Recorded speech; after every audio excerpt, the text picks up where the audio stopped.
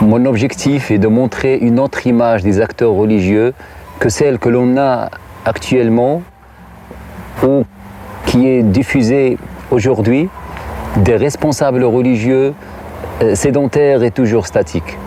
La sédentarité est le pire ennemi de l'homme et à défaut de l'affaiblir physiquement, elle l'affaiblit même mentalement et psychologiquement.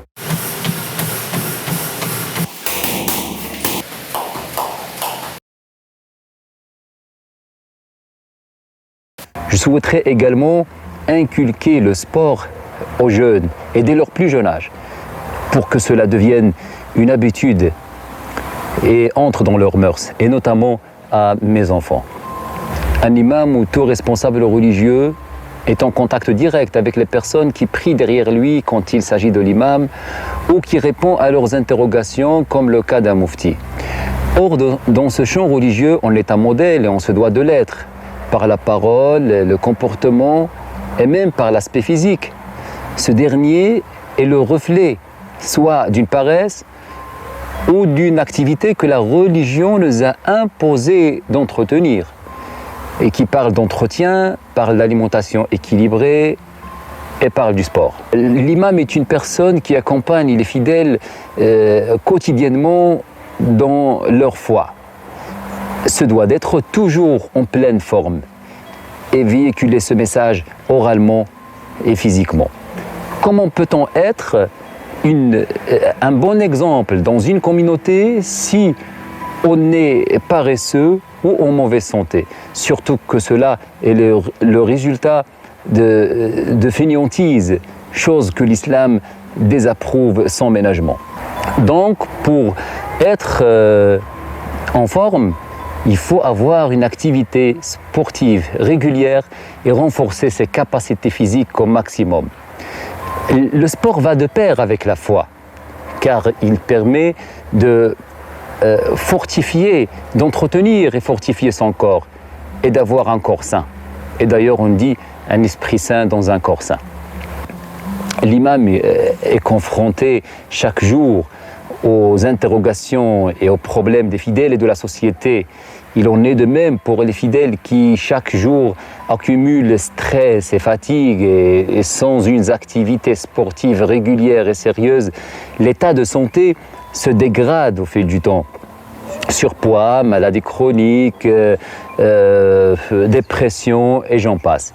Et un des meilleurs remèdes pour contrer et éviter de voir sa santé se dégrader, c'est de faire régulièrement et même quotidiennement du sport. Notre corps est un vêtement que notre Créateur nous a prêté et nous sommes dans l'obligation de l'entretenir comme il se doit.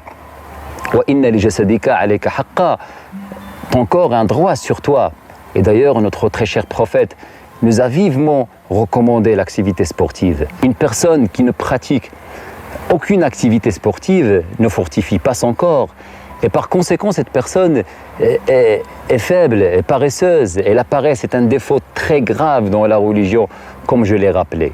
On adore mieux son Créateur lorsque le corps se porte à merveille. Car dans tel état de bien-être, on se focalise sur l'adoration plutôt que les douleurs et les courbatures du corps laissés à l'abandon par négligence ou paresse. Je considère le sport comme étant une inspiration spirituelle. Dès mon plus jeune âge, maman nous poussait toujours à faire du sport, à courir, mais surtout à nager. Malgré que nous n'étions pas dans une ville côtière, elle m'emmenait à la piscine chaque week-end. Et elle me disait, alors que je détestais l'eau, tout comme mon fils Adam, elle me disait, mon fils, tu dois apprendre à nager. Car la vie n'accorde pas sa confiance à quelqu'un qui ne sait pas nager. Bien entendu, elle parle de la confiance dans le sens des responsabilités. Et dans les sociétés traditionnelles, effectivement, être capable de mouvoir son corps était une condition indispensable pour accéder aux responsabilités. À l'extrême, cette conception de l'homme exclut immédiatement les personnes malades ou handicapées. C'est évident pas là que je vais en venir en faisant cette vidéo. Par contre, prendre soin de son corps par le sport, de sa santé par le sport, me semble très important pour être responsable envers soi-même, envers les autres et envers Dieu. Je m'explique. Responsabilité envers moi-même. Comment puis-je être une personne responsable si je ne suis pas capable de prendre soin de moi-même?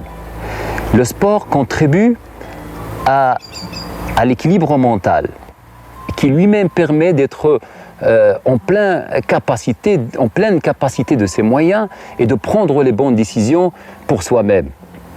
Nous sommes constitués de deux dimensions antagonistes, le corps et l'esprit.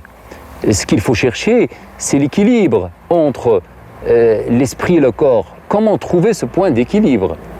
Je vous cite David Herbert qui dit « La vie n'est supportable que lorsque l'âme et le corps vivent en parfaite harmonie et qu'ils ont un équilibre naturel entre eux, et qu'il existe un équilibre naturel entre eux et qu'ils ont l'un pour l'autre un respect réciproque. » Deuxième chose, responsabilité envers autrui.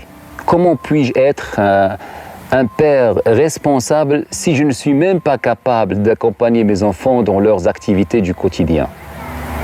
Comment être un fils aimant si je ne peux pas me porter au secours de mes parents qui ne peuvent se déplacer? Notre société fonctionne par l'entraide. Nous sommes des êtres sociaux. Ma famille, mes amis, ou même des inconnus dans la rue, doivent pouvoir s'appuyer sur moi au sens propre et figuré. Je dois pouvoir porter assistance à autrui. Et notre monde est souvent bouleversé par des chocs et des crises, nous le rappellent en permanence. Comment aider autrui si je ne suis pas en pleine possession de mes moyens intellectuels et physiques? Le sport y contribue. Encore une fois, les personnes handicapées physiques ou mentales ne sont pas visées par ces propos. Troisième chose, responsabilité envers Dieu. Si mon corps est une création divine, je suis responsable de son entretien. Il me revient de ne pas l'abîmer. Le sport contribue à allonger la durée de vie, et vivre longtemps est en soi une façon de louer et de remercier Dieu puisque c'est lui qui m'a donné la vie.